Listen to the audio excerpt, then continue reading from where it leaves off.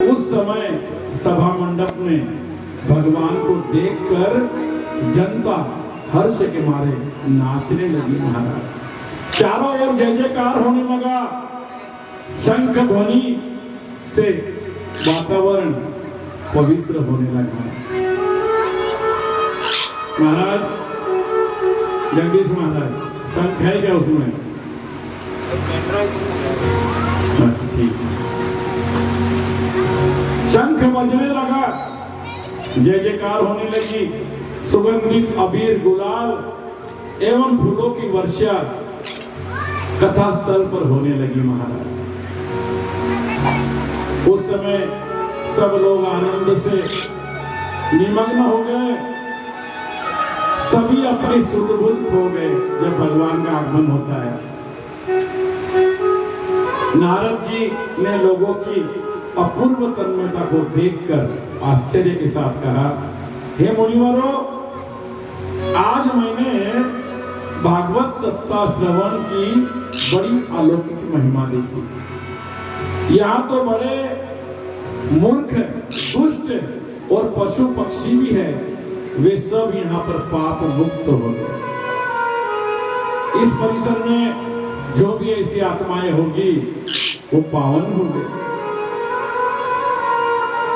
आलोकेयं महिमा मुनीश्वरा सप्ताहजन्योद विलिकेतो मया मूढ़ा सखाये पशु पक्षी नौस्त्रे सर्वेपि निष्पापतमा भवन्ति। अतः मैं निसंदेह कहता हूँ कि इस कलिकाल में चित्त की शुद्धि के लिए भगवत कथा के समान इस भूतल पर पाप पुंज का विनाशक दूसरा कोई उपाय है ही नहीं। हे मुनियों, आप लोग कृपा कर के सागर है। आपने संसार कल्याण के लिए बिल्कुल निराला मार्ग निकाला है।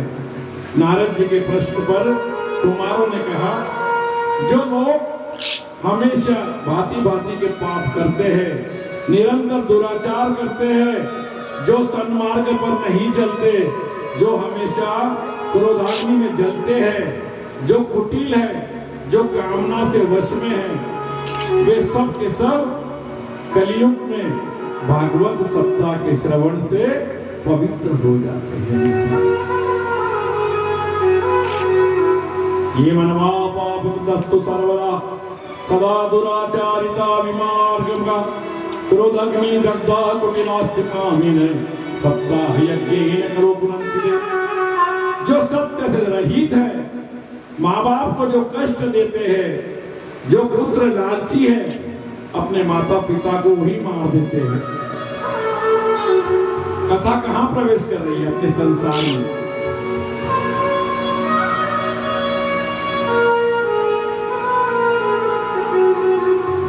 माँ बाप को जो कष्ट देता है उसका जीवन में कभी मुक्ति नहीं होती महाराज। जो बेटा हिंसक है, ये सब के सब इतने भी कामी हो, लोभी हो, क्रोधी हो, सब के सब भगवान के कथा सप्ताह से पाप से मुक्त हो जाते हैं। मदिरा पान, जो शराब पीते हैं, जो ब्रह्म हत्या करते हैं, जो सोने की चोरी करते हैं, जो विश्वासघात करते हैं, ये 5 प्रकार के महापाप है। जो महापापों को करने वाले छल छद्म परायण क्रूर पिशाचरों के समान माने गए हैं। जो ब्राह्मणों के धन को लूट जाते हैं, वो भी सबसे बड़े दुष्ट है महाराज। ये सबके सब कलयुग में भागवत सप्ताह के श्रवण से पवित्र हो जाते हैं। नारद जी, अब हम आपको इस विषय में एक प्राचीन इतिहास सुनाने जा रहे हैं।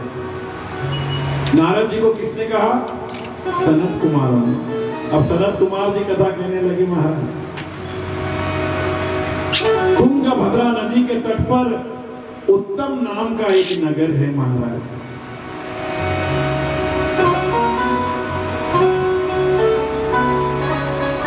उसमें आत्मदेव नाम का ब्राह्मण निवास करता है। ब्राह्मण बड़ा धार्मिक है, अपने जीवन की आख्यायिका भगवान का पठन कर कर करता है, भिक्षावृत्ति करता है और अपने जीवन को चलाता है।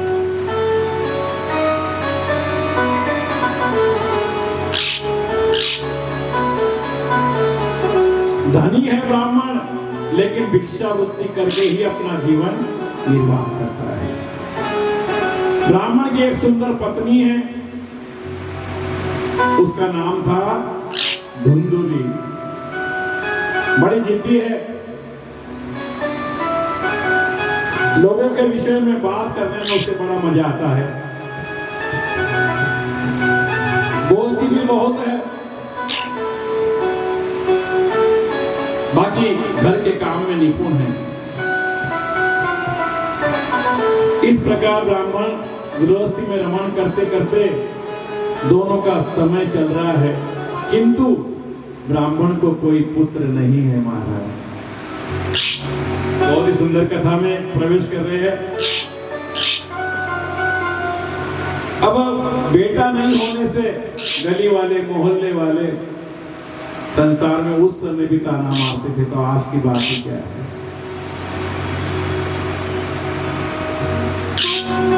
उस समय भी कई कई जैसी महिलाएं थी, तो ये तो कलयुग है महाराज। यहाँ तो कई कई ही मिलेगी, मंत्रा ही मिलेगी यहाँ। भगवान कहते हैं कोई बेटा नहीं, पुत्र होने के लिए अनेक प्रकार के उपाय किए, लेकिन पुत्र नहीं हुआ। ये सब देखकर ब्राह्मण आत्मदेव बड़ा चिंतित है, बड़ा दुखी है, और एक दिन अपना घर बार छोड़कर ब्राह्मण जंगल में चला गया। दोपहर का समय, उन्हें प्यास सताने लगी। सचिन भैया, इस महाराज को जलपान करा दीजिए, थोड़ा कर एक गिलास में जल दीजिए। महाराज कह रहे कि जल तो लाओ भाई, जल तो लाओ। भक्तों ने तो चाय उठ उठ के पी ली, इसको तो पिलाओ। हाँ महाराज, हो।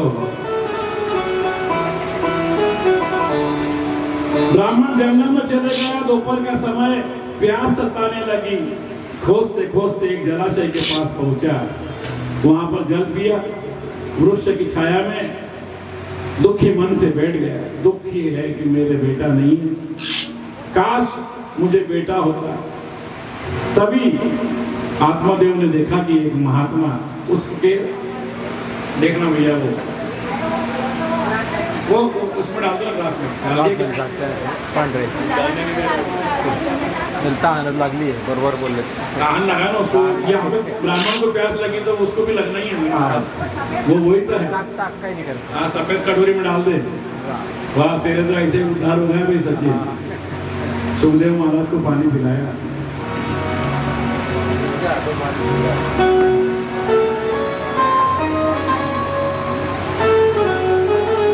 हमारे यहाँ पर आज स्वप्निल महाराज ने पूजा करवाई थी। स्वप्निल शुक्ला 13 दिन तक भगवान का पारायण। वो काम बहुत होने से ब्राह्मणों को भी समय नहीं है, फिर भी उन्होंने अपना अमूल्य समय दिया।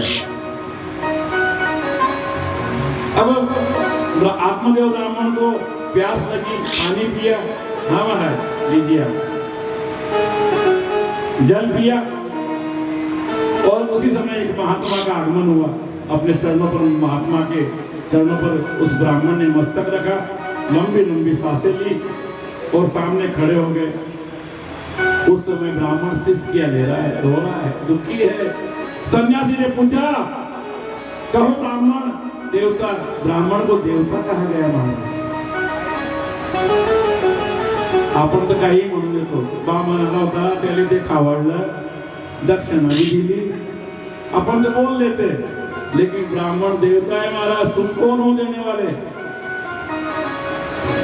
ब्राह्मण को भगवान महात्मा ने कहा, ब्राह्मण देवता क्यों रो रहे हो, किस बात की चिंता है, अपने दुख का कारण बताओ। ब्राह्मण ने कहा, महाराज मैं पूर्व जन्म के पाप के कारण बड़ा दुखी हूं। हमारे पूर्वज इस समय तर्पण को जल के लिए लंबी लंबी सांसों के कारण गर्म पानी पी रहे हैं।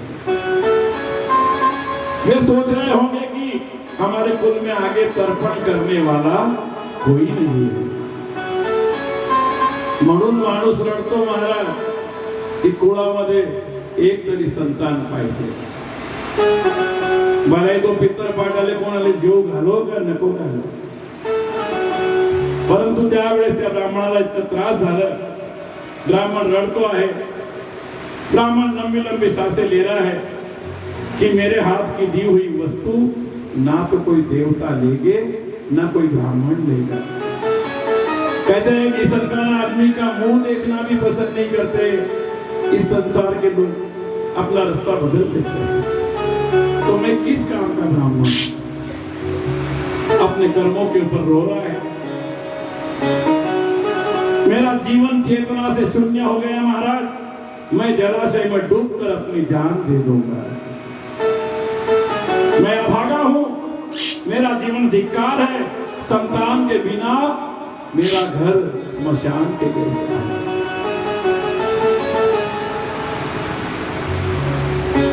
मैं इतना अभागा हूं कि जिस गाय को पालता हूं वो भी बांझ हो जाती है महाराज।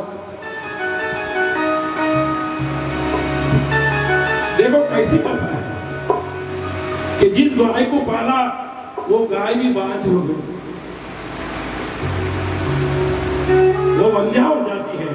मैं जिस झाड़ को लगाता हूं वो झाड़ भी सूख जाता है महाराज।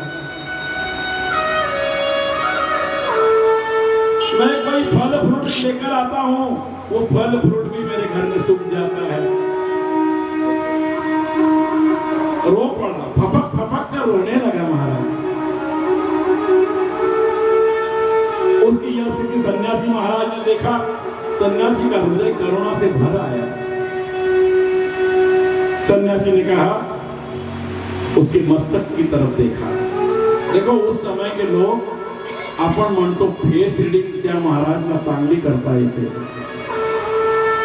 तो भगवान उसी समय से इतने ज्ञानी ज्ञानी पुरुषों को जन्म दिया है कि तुम्हारा चेहरा देखकर बता देते हैं, आज भी है वैसे। तो संत महात्मा ने उसके चेहरे की लकीरें देखी ब्राह्मण की और पूरा वृत्तांत कहकर सुनाया कि ब्राह्मण देवता तू बेटे के लिए रोना छोड़ दे।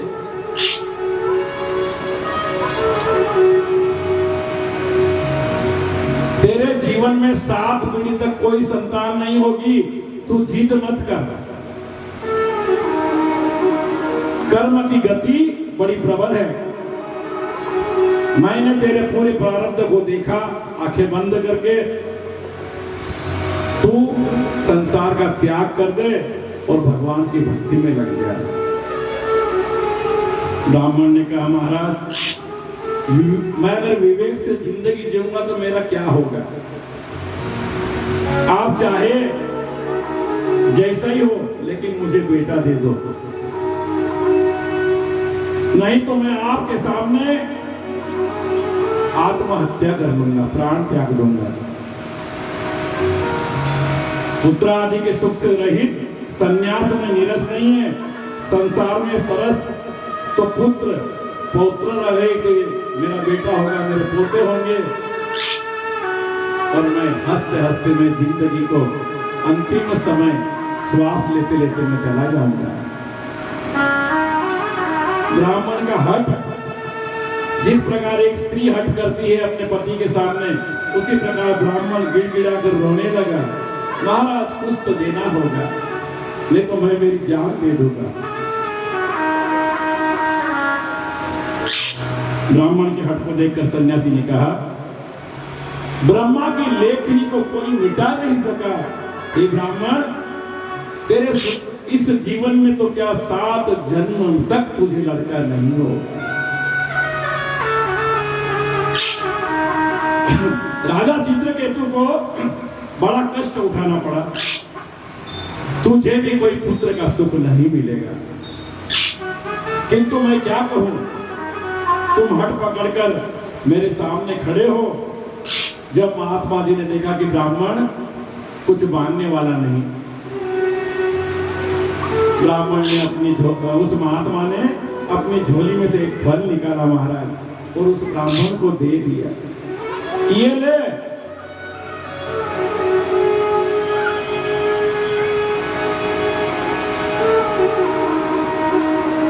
तू इस फल को तेरी पत्नी को खिला देना, एक बेटा हो जाएगा तेरे को, और तुम्हारी स्त्री को एक बात कहना,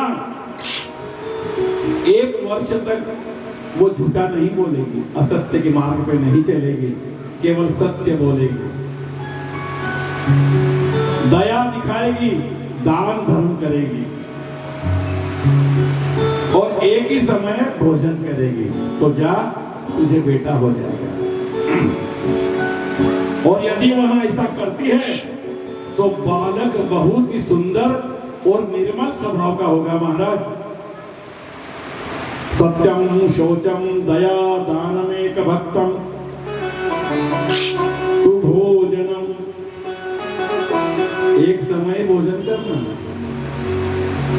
नहीं तो हमारे इस कलयुग के जीव क्या करते हैं, रसोई में गए फटक, ये डब्बा खोला चटक, कुछ मसाले के पापड़ दिखे फटक।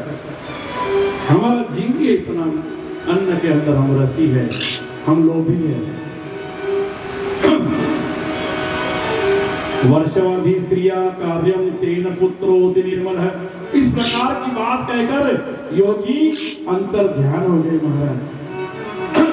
अब ब्राह्मण बड़ी खुशी से जो जंगल में चला गया था, उस फल को लेकर अपने घर की ओर निकल पड़ा। पत्नी के हाथ में फल दिया, सारी बातें बतलाई, और सारी बात बताकर ब्राह्मण अपने दिन को सुबह भिक्षा मांगने निकल पड़ा। बाकी उसकी स्त्री किंतु परंतु वाली थी।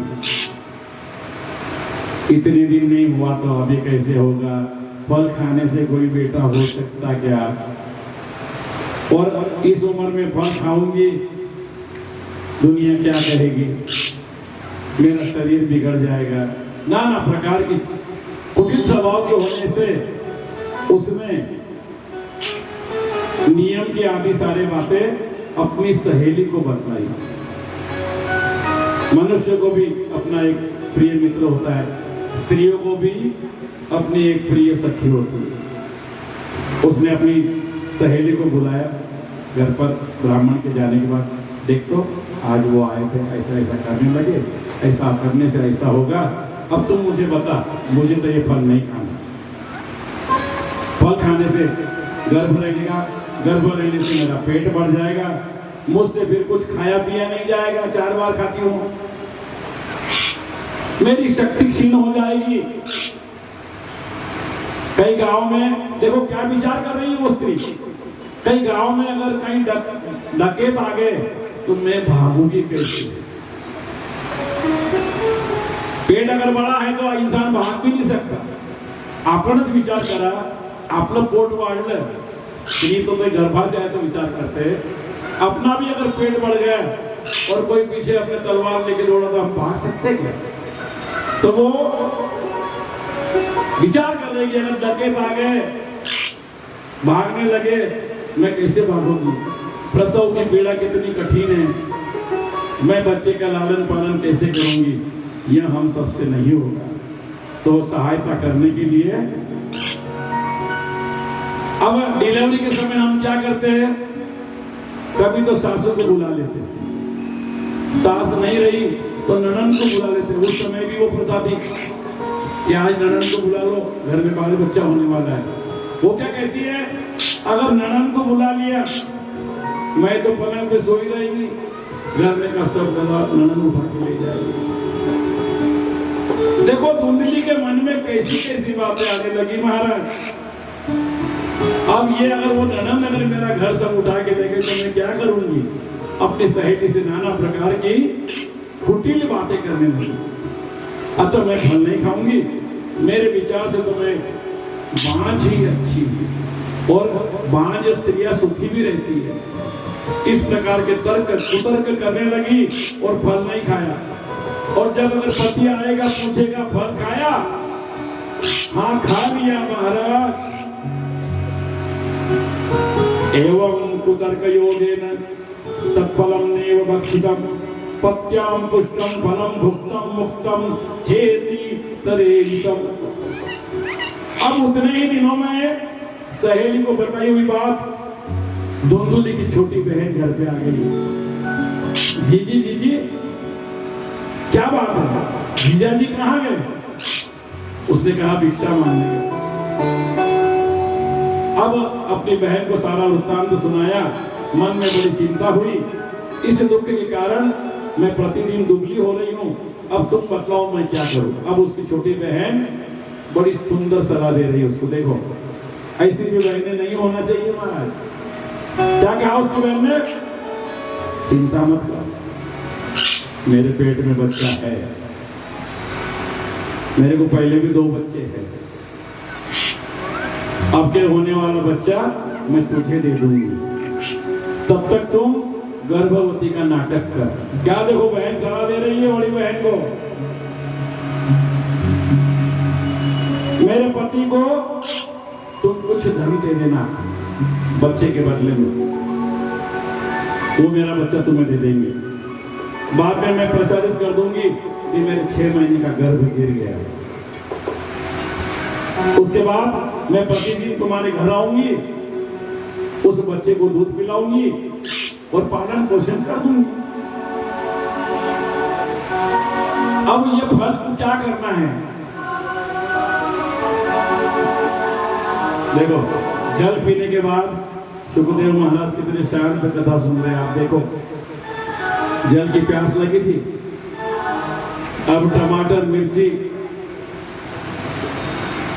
जय हो, जिसके घर से भी आया हो भगवान उन्हें बहुत सुख समृद्धवान। अगर बहू नहीं आए हो तो वो भी सुशील आए और वो भी धार्मिक रहे उसके घर में। इन्हीं शुभकामनाओं के साथ, क्योंकि ब्राह्मण तो आशीर्वाद देने में माहिर रहते थे। जिसके भी घर से आए हो, सुखदेव की सेवा है कहाँ? और ब्राह्मण के घर का सुखदेव है महाराज। इसकी आयु 33 साल की है। आप विचार करिए 33 साल के है ये सुखदेव मुनि जो हमारे पास यहाँ पर आज पिंजरे में है। ब्राह्मण के घर का तोता है। ये ब्राह्मण की भाषा बोलता है। कई हुई मीठू मीठू ऐसा बोलता है ये। कितनी भागवतकार हमारे उस मोहल्ले में इसको ले जाते हैं। ये कथा सुनने का आदि है। इसका जीवन भी वास्तव में ये बहुत आध्यात्मिक व्यक्तिमत्व होगा। तो उसकी बहन ने बता दिया। अब उस फल का क्या करे? दूसरी सलाह दी, चिंता मत कर, घर में गाय पाली हुई है, गाय को खिला दो। अब उसने फल गाय को खिला दिया। स्त्री स्वभाव के कारण धुंधली ने बहन की बात मानी। थोड़े दिन बाद उसके घर में बच्चा पैदा हुआ। उसकी बहन ने बालक अपने पति से उसके चुपचाप भेज दिया। धुंधली ने अपने पति आत्मादेव से कहा कि रात्रि में मुझे कुछ भी कष्ट नहीं हुआ और लड़का पैदा हो गया। देखो मुझे कोई उस समय दायन माँ को बुलाना पड़ता था घर में। वो कहते हैं कोई मुझे प्रसूति की पीड़ा हुई नहीं महाराज, और रात्रि के समय मुझे संतान का जन्म हुआ। पतिदेव बड़ा हर्षित हुआ। आत्मादेव ब्राह्मण बड़ा प्रसन्न हुआ। अपने बेटे का नाम संस्कार कराया। अपने घर में मांगलिक शहनाइयां बजने लगी महाराज। बालक ब्राह्मण के लालो भयो, जय हो प्रभु। ब्राह्मण के घर में शहनाइयां बजने लगी, स्वागतम स्वागतम हे महाराज, जिस महात्मा ने हमें आशीर्वाद दिया, आज हमारे घर में संतान हुई है, मांगलिक गाने बजने का आयोजन किया और ब्राह्मण को प्रचुर धन दान में दिया। धुंधुली ने अपने पति से कहा, महाराज मेरे छाती में दूध नहीं आ रहा, मैं इस बालक का पालन पोषण कैसे करूं? मेरी बहन के घर में बच्चा पैदा होकर मर गया, आप उसे बुला लीजिए। देखो कितना झूठ पे झूठ, कपट पे कपट उस धुंधली पत्नी ने किया। वो मेरे बालक को दूध पिला देगी। आत्मादेव ने कहा ठीक है। पुत्र की रक्षा करने के लिए पति ने अपनी साली को बुलाया।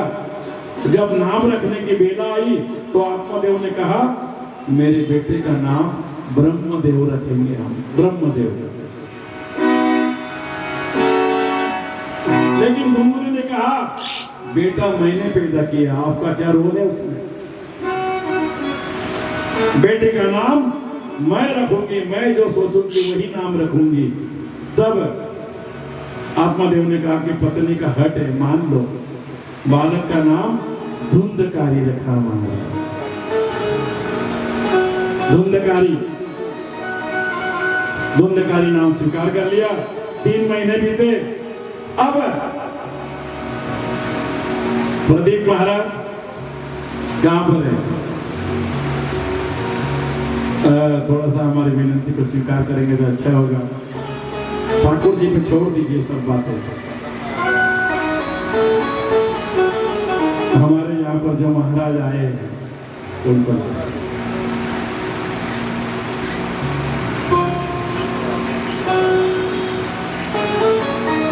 श्री राधे राधे राधे तो बोलना ही पड़ेगा। अब कुछ दिनों बाद जिस गाय को फल खिलाया था वहां पर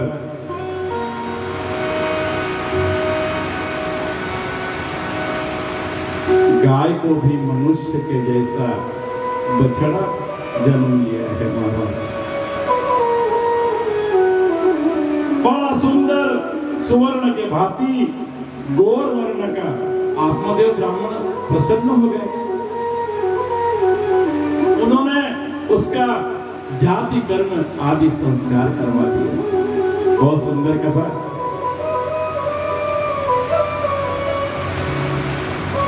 उसका नामकरण करने का समय आया महाराज। सभी गांव को बुलाया कि आज मेरी गौ माता, मेरे घर में कभी गौ माता ने कहते किसी बालक को जन्म नहीं दिया, अगर झोली भरी भगवान ने तो दोनों तरफ से भर दिया। मुझे भी संतान, मेरी गौ माता को भी संतान हुई है। चारों तरफ से लोग, गांव में बात फैली कि ब्राह्मण निपुत्रिक था, बेटा हुआ, गाय को भी बच्चा हुआ। लोग दौड़ दौड़ कर आने लगे। उन्होंने सब देखा, सब आश्चर्यचकित हो गए महाराज।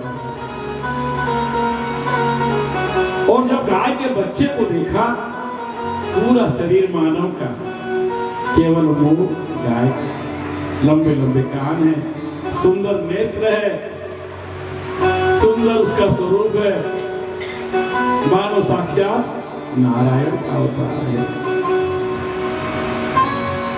नारायण नारायण नारायण श्रीमन नारायण नारायण नारायण श्रीमन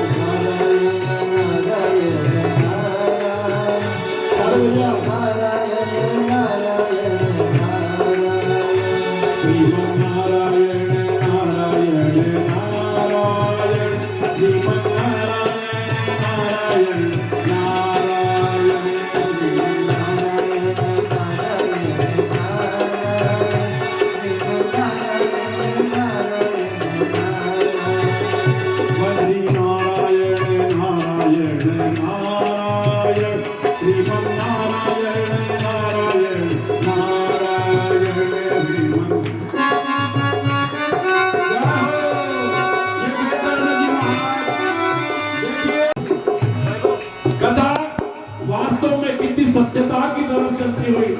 श्रीमन्नारायण नारायण नारायण बद्री नारायण नारायण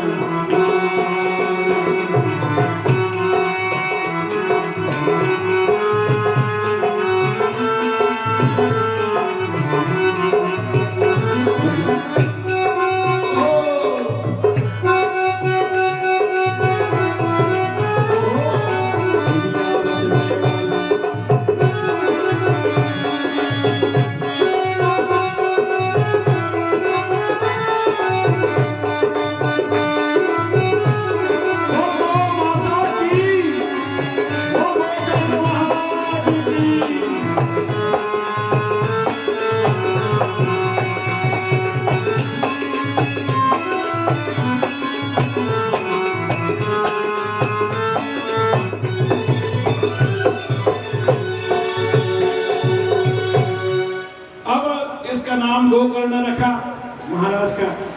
और वास्तव में हमारे इस दरबार में गोकर्ण का ही जन्म हुआ है।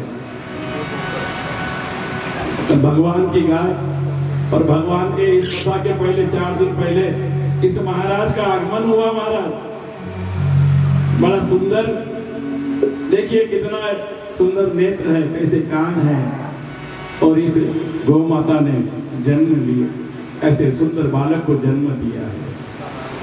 श्री राम राधे राधे। सभी आश्चर्यचकित हो गए इस मानव रूपी शिष्य को देखकर। लोग परस्पर में बातें कर रहे हैं, आत्मादेव का भाग्य देखिए, इनकी गाय ने भी इतना दिव्य दिव्य स्वरूपी बालक को जन्म दिया है। इसकी नजरें उतार देना माइया जितनी देख रही है, ये भगवान का सुंदर बालक है। जय हो। घूमने दो महाराज, थोड़ा खाली कुत्तों से ध्यान रखना।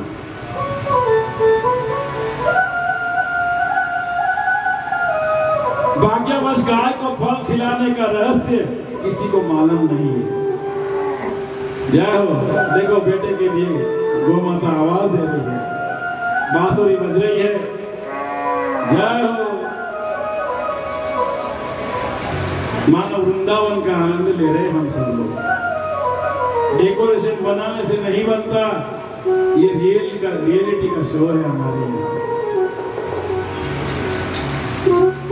बालक को देखकर आत्मादेव ने उसका नाम गोकर्ण रख दिया। हमारा कुछ ही समय में दोनों बालक जवान हो गए। इधर गाय का बछड़ा जवान हुआ, उधर धुंधकारी जवान हुआ, और गोकर्ण महान पंडित निकला, ज्ञानी हुआ, और धुंधकारी बड़ा दुष्ट निकला। महाराज बड़ा शैतान, जुआ खेलता, शराब पीने लगा, वैश्यागमन करने लगा। महाराज बड़ा पाखंडी, दुराचारी, जुआरी, वैश्यगामी, संसार का ऐसा कोई दुष्कर्म नहीं है जो उसने किया ना। दीनहीन अंधों को सताना, दूसरों का घर खलिहान फूंक देना, ऐसे उसकी आदत बन गई। बहुत से कुत्ते उसने पाले, दूसरों के बच्चों को खिलाने के लिए गोद में उठाकर लाता और कुएं में डाल देता। इतना दुष्ट धुंधकारी। एक दिन माता पिता को मारकर इतना मारा माँ बाप को, घर के सारे बर्तन भांडे उठाकर लेके चला गया। जब घर का सारा धन स्वाहा हो गया, एक दिन दुखी होकर उसके माता पिता फूट फूट कर रोने लगे और बोले, इससे तो मैं बाप ही रह जाता तो अच्छा, मुझे संतान क्यों, ऐसी संतान, दुष्ट संतान क्यों पैदा हुई? क्योंकि कुपात्र औलाद बड़ा दुखी देती है। तत्पिता कृपण प्रोचन विरोधो वंद्यत्व तो समीचीनम कुपत्रो दुखदायक। अब मैं कहाँ जाऊं, क्या करूं? मेरा दुख इस दुनिया में कौन दूर करेगा? मेरे ऊपर विपत्तियों का पहाड़ टूट पड़ा है महाराज। ऐसा करते करते आत्मदेव ब्राह्मण दुखी होकर पछताने लगा। उसी समय परम ज्ञानी गोकर्ण जी वहां आए, उन्होंने वैराग्य वाक्य का उपदेश दिया अपने पिता को।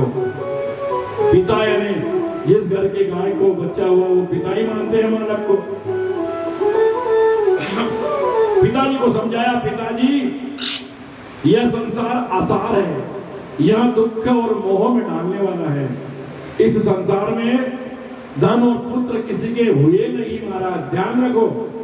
धन तुम्हारा नहीं है, कब श्वास चली जाएगी, कब धन तुम्हारा पराया हो जाएगा। धन अपना नहीं, ये शरीर भी अपना नहीं है। गोकर्ण जी अपने पिता को सारी बातें समझा रहे हैं। आज तक बेटा किसी का हुआ जो हमारा होगा।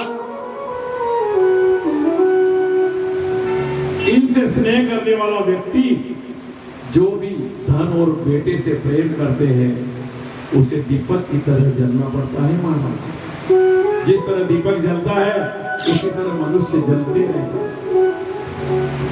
तब पिता कृपण असार फल संसारो दुख रूपी मोहकम। अतः धन और पुत्र परिवार का मोह छोड़कर आप वन को चले जाइए।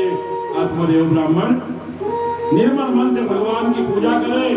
पिताजी यह शरीर हड्डी मांस और रक्त से भरा हुआ है।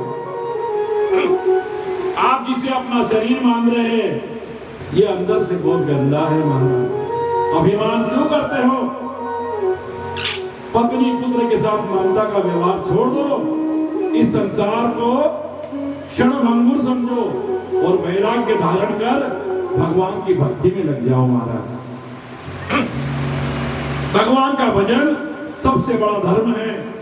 निरंतर इसका आश्रय जो इंसान करता है वो संसार से सुखी हो जाता है। साधु संतों की सेवा करो, काम भोग की वासना को छोड़ दो और भगवान की आराधना में तल्लीन हो जाओ।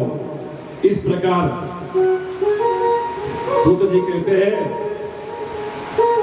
गोकर्ण जी का उपदेश सुनकर आत्मदेव ब्राह्मण वन में चले गए। जब गोकर्ण जी ने उन्हें कहा, उस समय उनकी आयु आत्मदेव ब्राह्मण की 60 साल की थी, लेकिन बुद्धि में फिर भी दृढ़ता थी। उन्होंने भगवान श्री कृष्ण जी की सेवा सुश्रुता भागवत के 10वें स्कंद में नित्य पाठ करके भागवत स्वरूप को प्राप्त कर लिया।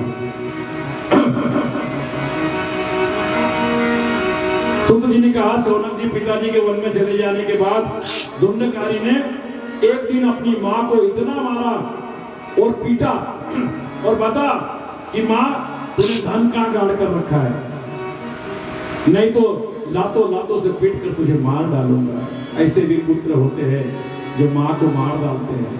आज हम भी सुनते हैं कई जगह पर अखबारों में बातें चलती है कि बेटे ने मां को मार डाला, बाप को मार डाला। तब पितृपर्ते तेन जननी तड़िताम सुषम कम वित्तम तिष्ठति ब्रह्म हनिष्यो लयताम चेत। इस प्रकार पुत्र के भय से संत्रस्त होकर एक दिन धुंधकारी की मां कुएं में जा गिर पड़ी। उसने अपने प्राण छोड़ दिए, कुएं में गिर गई। धुंधली ने आत्महत्या कर ली महाराज। और गोकर्ण जी पहले से तीर्थ यात्रा पर निकल गए। उनके लिए सुख दुख दोनों एक समान है। इस संसार में गोकर्ण जी का कोई शत्रु नहीं है, कोई मित्र नहीं है। और धुंधकारी मां के मरने के बाद अपने धन को लेकर जो उसकी 5 वैश्याएं थी उनको लाकर दिया। अब वैश्याओं के साथ रहने लगा। वैश्याओं को प्रसन्न रखने के लिए नाना प्रकार के कुकर्म करने लगा, डाके डालने लगा। एक दिन उन वैश्याओं ने गले में अंगार लाला की ठूसी और स्त्रियां बड़ी साहसी है और वैसे धुंधकारी मरा। उन लोगों ने उसके शव को घर में गड्ढा खोदकर गाड़ दिया कि इसका रहस्य का पता नहीं चले।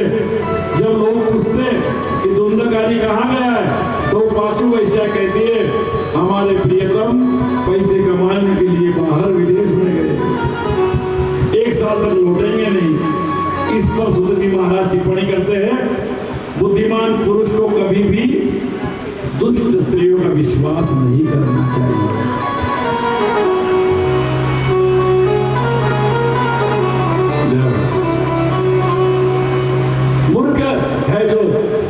ऐसी औरतों का विश्वास करे।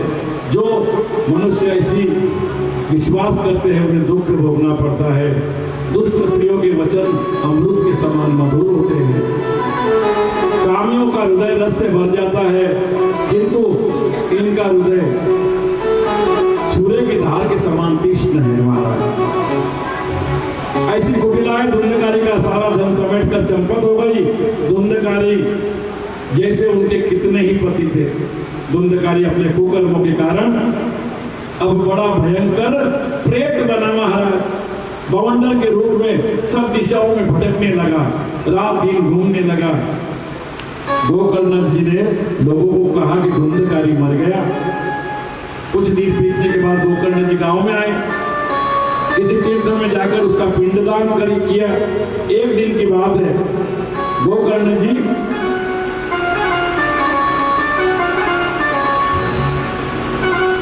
तीर्थाटन कर अपने गांव आए। रात्रि की बेला है, चुपचाप अपने घर में गए और वहां के आंगन में सो गए। आधी रात के समय धुंधकारी ने उस जमीन में जहां खड़ा हुआ है वहां पर उसने उपद्रव शुरू किया। कभी भेड़िया बन जाता, कभी हाथी बन रहा है, कभी भैंसा बन रहा है, कभी राजा, कभी अग्नि का रूप धारण कर प्रकट होने लगा, कभी कभी साधारण पुरुष में वेश में दिखाई दिखला है। इस प्रकार विभिन्न अवस्थाओं में देखकर गोकर्ण ने सोचा कि निश्चय ही ये धुंधकारी दुर्गति को प्राप्त हुआ। तब उन्होंने धैर्यपूर्वक पूछा, तुम कौन हो? रात्रि के समय ऐसा भयंकर स्वरूप क्यों दिखलाते हो? हमें बतलाइए। तुम प्रेत है, पिशाच है या कोई राक्षस है? यह पूछने पर वो बार बार रोने लगा जोर से। कुछ बोल नहीं पा रहा है, केवल संकेत दे रहा है।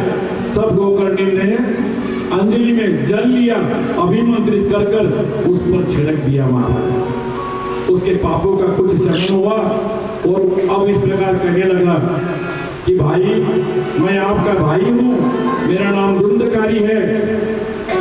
मैंने जीवन भर कुकर्म किए, अपना ब्राह्मणत्व मैंने नष्ट कर दिया। मेरे कुकर्म का अनंत है, मैं महान अज्ञान के चक्कर में काट रहा हूँ। उन वैश्याओं ने मेरे मुंह में गरम अंगारे डालकर मुझे तड़पा कर मार दिया मेरे भाई।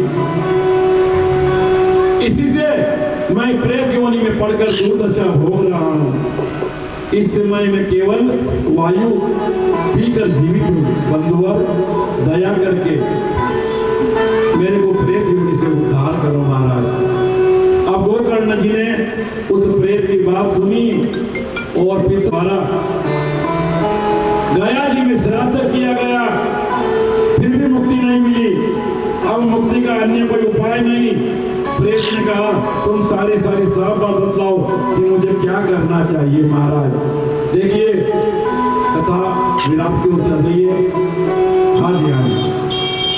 प्रेत ने कहा, मेरे भाइयों, क्योंकि कथा आखिरी मोड़ पर है, मैं बड़ा पापी हूँ, मेरी मुक्ति सैकड़ों गया श्राद्ध से नहीं होती। महाराज पाप इतना है कि आप कितने भी गया में कर लो लेकिन नहीं मुक्ति होती। गोकर्ण जी को महान आश्चर्य हुआ। उन्होंने कहा, भैया तुम्हारा प्रेत योनि से उद्धार बहुत कठिन है, असाध्य है। अच्छा है तुम निर्भय होकर अपने स्थान में रहे, मैं विचार करके तुम्हारी मुक्ति का उपाय बताता हूँ। गोकर्ण ने कहा। धुंधकारी अपने स्थान पर चला गया। गोकर्ण रात्र भर जागते रहे, मुक्ति का उपाय सोचते रहे। गोकर्ण जी ने सारी घटना का वर्णन किया, किंतु कोई उपाय नहीं मिला। अब गोकर्ण की बात सुनकर सूर्य देव ने दूर से साफ साफ कह दिया। सूर्य भगवान ने सुन ली बात गोकर्ण जी की। सूरज जी ने कहा कि आप श्रीमद् भागवत कथा का पारायण कराओ। और श्रीमद् भागवत कथा का पारायण करने से धुंधकारी की मुक्ति होगी। सूर्य के धर्म वचन को सुनकर गोकर्ण जी बड़े प्रसन्न हुए। धुंधकारी के उद्धार करने के लिए भागवत सप्ताह का निश्चय किया। चारों तरफ बातें फैल गई। दूर दूर से गोकर्ण जी की वाणी से भागवत सप्ताह सुनने के लिए भक्त लोग इकट्ठा हुए। प्रेत अपना स्थान ढूंढने के लिए घूमने लगा। प्रेत कहाँ बैठेगा महाराज? तब 7 गांठ वाला बांबू का वृक्ष का पेड़ रखा है। वहां पर उस धुंधकारी ने उस चट्टान में जाकर प्रवेश किया महाराज। और धुंधकारी को कौन बैठने देगा भक्तों की सभा में? इसके लिए प्रेत मोक्ष के समय श्रीमद् भागवत कथा में मांस रखा जाता है। ये इन गठाओं में जाकर धुंधकारी ने 7 दिन तक कथा का श्रवण किया। धुंधकारी के सारे पाप मुक्त हो गए। अब धुंधकारी दिव्य रूप में प्रकट हुआ। उसका शरीर श्याम वर्ण से भरा हुआ है, पीतांबर लगा हुआ है, कानों में कुंडल है, शीश पर मुकुट झिलमिला है और गले में माला लटक रही है। विष्णु के पार्षदों जैसा रूप उसने धारण किया। भैया आपने कृपा करके मेरा प्रेत योनि से उद्धार किया है। मैं प्रेत योनि में अत्यंत पीड़ा पाप उठा रहा था। सोचते हैं कि पृथ्वी पर पापों की से सत्ता समाप्त हो जाएगी। कायिक, वाचिक, मानसिक सभी प्रकार के पाप भागवत सप्ताह के श्रवण करने से भस्म हो जाते हैं महाराज। जैसे आग से शुष्क राख बन जाता है। विद्वानों ने कहा, देवताओं ने सभा में कहा है कि जो लोग इस भारतवर्ष में जन्म पाकर श्रीमद् भागवत कथा सुनते हैं, नहीं सुनते, उनका जीवन निरर्थक है, उनका शरीर अध्रुव है, नश्वर है। जो लोग भक्ति का सप्ताह का श्रवण करते हैं अति शीघ्र भगवान को प्राप्त हो जाते हैं। इस प्रकार से सभी दुखों से नष्ट हो जाते हैं। भागवत कथा का श्रवण करने से चित्त की गांठें खुल जाती है, मनुष्य के हृदय की गांठ खुल जाती है। इस प्रकार श्रीमद् भागवत कथा का महात्म्य बताते हुए सनत कुमार ने नारद जी से कहा, हे मुनिवर, दिव्य रूपों से धुंधकारी मनुष्य रूप धारण कर वैकुंठ वास जाने लगा। भगवान के पास लाए और उसे जब लेकर चले गए। धुंधुली का बेटा धुंधकारी विमान पर चढ़ा। विमान को लेकर भगवान के पास सनत कुमार जी से कहा, कृपा करके बतलाइए कि हमारे बहुत से निर्मल हृदय वाले श्रोतागण, उनके लिए भी आप लोग विमान लेकर आएंगे। अब हम भी सोच रहे हैं कि हम ये कथा सुन रहे थे कि हमारे लिए विमान आएगा। भगवान के पार्षद ने उत्तर दिया, जिस प्रकार प्रेत ने उपवास किया 7 दिन तक, एकाग्र चित्त होकर श्रवण किया, मनन किया, उस प्रकार दूसरों ने नहीं किया। हमारा किसी का मन मोबाइल में लगा हुआ है, किसी का मन घर पे पराठे बनाने में लगा हुआ है, किसी को शाम की चिंता है, किसी को रात की चिंता है। भगवान के पार्षद कहने लगे, जो श्रोता कथा का श्रवण करे होंगे, जिन्होंने मन से कथा सुनी होगी, वैकुंठ वास में वो प्राप्त होंगे। आपको तो भगवान स्वयं आकर गोलोक धाम में ले गए। ऐसा कहकर विष्णु के पास हरि कीर्तन करते हुए श्रीमन्नारायण नारायण नारायण नारायण नारायण।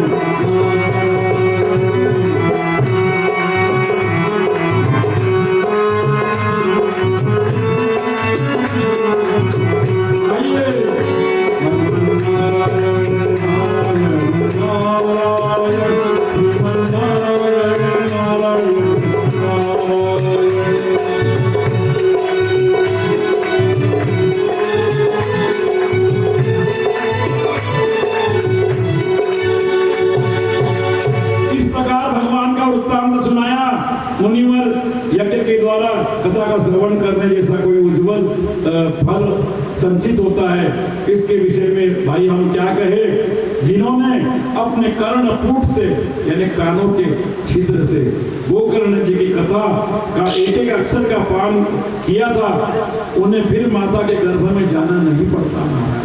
जिन्होंने इस कथा को सुना है, अंदर हृदय में उतारा है, उसको पुनरपि मरणम पुनरपि जननम पुनरपि जठरे, वापिस आपको जठर में जन्म नहीं लेना पड़ता।